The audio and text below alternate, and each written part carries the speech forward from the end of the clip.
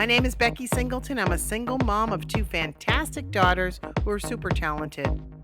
An entrepreneur, a health and fitness coach, and I walk my own talk by working out every day.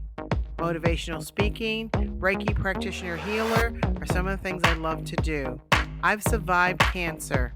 I'm also an agent of change at the highest level. But what I enjoy the most is cooking for the ones that I love.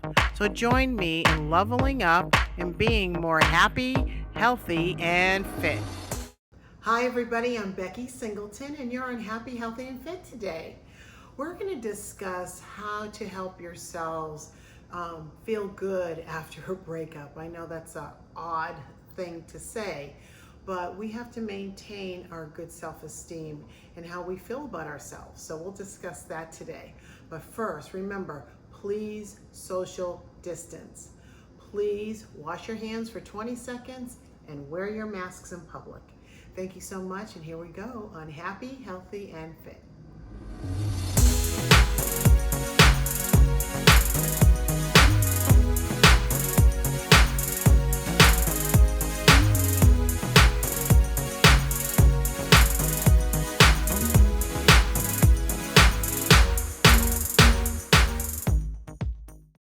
Hi everybody, I'm Becky Singleton and you're on Happy, Healthy, and Fit today. I wanted to do a little bit of talking about breakups and getting over them and maybe experiencing things that weren't so good, right? Maybe some abusive behaviors, things that really may bring our self-esteem in a place that we don't like, and how we can try to overcome that. I'm not sure that anyone is avoidable to some experiences around negative relationships that we may have encountered at some point in our lives. And so I find it very important that once you've come out of a situation that I would call abusive or not fulfilling in a way that made you feel bad about yourself, how to lift yourself up. So listen, when we're in loving relationships, I know for myself, I can just speak for myself, that when I'm in a relationship that I care very much for the person, I want to make their life a really good experience. So I love on them, I do things for them because it comes from my heart. But there have been times in my life when I wasn't getting it back, and we talk about reciprocation, but being abused in any way is not acceptable. So I need you to understand the difference. Abuse is really a hurtful manner of love, right? If you want to call it love. It's not even love to me. It's just an abuse of power. It's usually a power and control issue. Somebody wants to have power over you or control over you, and we are in control of ourselves. I call myself a freedom fighter. You know, when you're in a relationship, you should be able to maintain a sense of self and be respected for that sense of self, and as you should respect a person for their sense of self. And that's important. That's a really good, healthy relationship. And you come up with your terms and conditions and your standard operating procedures with each other when you're in a healthy relationship. But when you are in a negative or abusive relationship, it starts to make you feel bad. If someone tells you you don't look good, or what's wrong with you, or your cooking stinks, or I can't stand the way your hair looks, those are just chip away of things about yourself. And you look in the mirror and say, I look fine. I think I look pretty today. I like the way I look today, or I like the way I feel today. If you have to fight up against that, that's a big red flag. Really, you need to look at how you remove yourself safely from a situation that is not loving. I know you've heard these before, these words. Love doesn't hurt. Love should never hurt. Love should feel good. I look forward to loving again and loving someone who wants to be loved. Love is a beautiful, the highest energy actually of all. So when you're in a loving relationship, that doesn't mean you won't have disagreements, but you don't take people down. You don't make them feel bad of who they are. You don't belittle them, especially in public or anywhere where they could be hurt in any way. People who do that are abusive. They're abusive. That's a fact. They don't want you to know they're abusive. Oh, I was only kidding. I'm sorry. Oh, you know how I am. That's not okay. They'll do it again. And anybody who thinks it's okay to have to apologize for abusive behavior, you need to think twice. So I want you to think about, as you're recovering from a situation that was somewhat abusive, take a little time for yourself.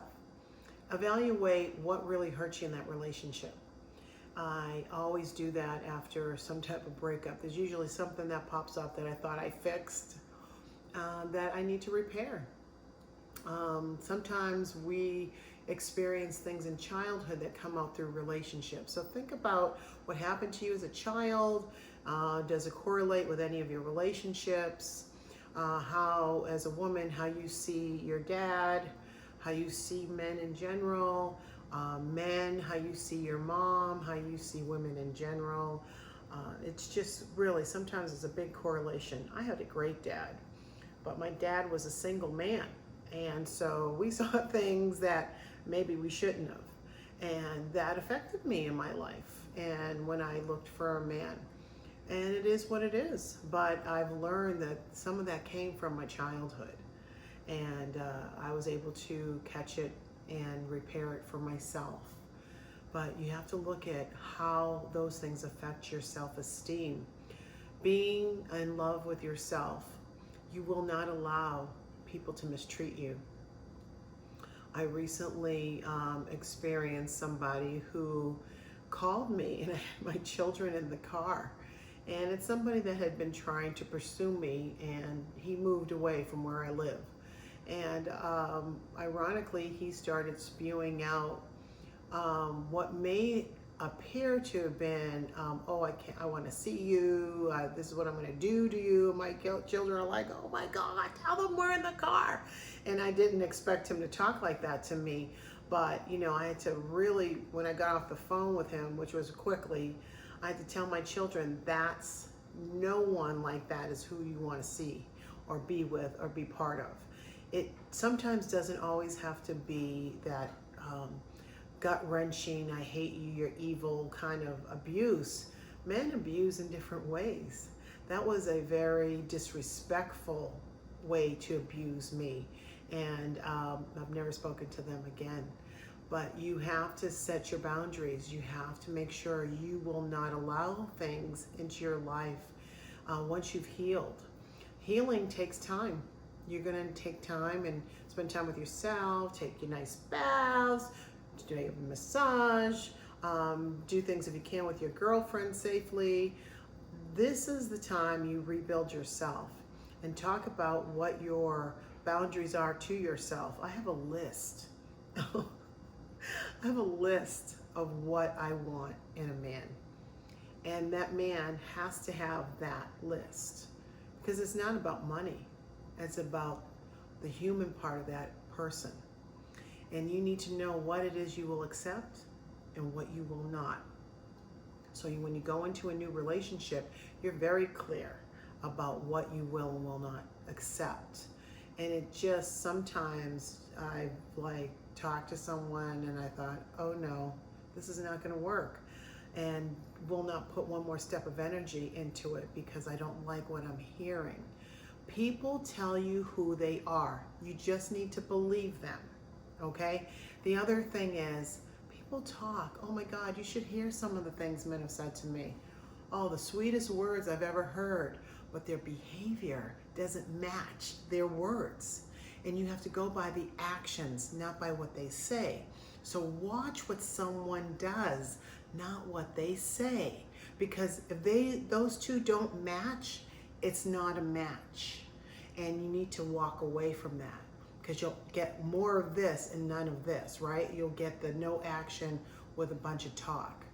So just because they look nice, or you, oh, but they were so sweet, they said all these nice things. If their actions are not matching their words, if they're not holding up to the date that they promised to pick you up and go on a date, and you know, No. I once got stood up by the same guy twice, and that was it. I just removed his number from my phone, and I don't care if I ever talk to him again, because twice, you know, I can forgive you one time, but if you do it again, that's it. And you have to decide that there are things you won't put up with. Now, I never even met that guy, but I knew enough to cut it off before it even got started. That's what I'm talking about. You have to stop the nonsense before it ever starts into anything else. You deserve a quality person that wants to put as much effort into you as you would put into them. And we have to do that equal give and take. We have to care about each other enough to want the other person to feel good. I like whoever I'm with to have a good experience with me. What is your thoughts? What is it about you that you wanted to have in your relationship and what you do with somebody? So take some time for yourself if you've had a bad breakup. Think well of yourself. You are beautiful. You are handsome. You are great. Someone out there would just love you to death by who you are. Not everybody who lashes out at you is happy. Generally, they're unhappy. I've said before that hurt people like to hurt people, whether they realize it or not. Some do know what they're doing, and some are not aware. But hurt people will hurt people, and you can't go and spread that awfulness out to others. You want to always treat people well. I will love you down to death before I ever would do anything that would hurt you. So, people remember how you made them feel and not so much of anything else. So, how did someone make you feel? There was someone that was special? Write down that attribute that you liked about them. I took a survey of all the things I liked about men that I knew. I didn't even have to date them, but there was something I liked about them. I wrote it down. I like that. I want my guy to have that. Or, just put them down so you're reminded of the qualities that you're looking for. So I'm just helping everybody out there trying to live their most happy life, because there is someone special out there for you, and I want you to remember that. So as we continue to be happy, healthy, and fit, I know you can be out there being happy, thinking positive, and giving yourself your own positive self-talk and have your own back. And I'm Becky Singleton, and I'm just like you.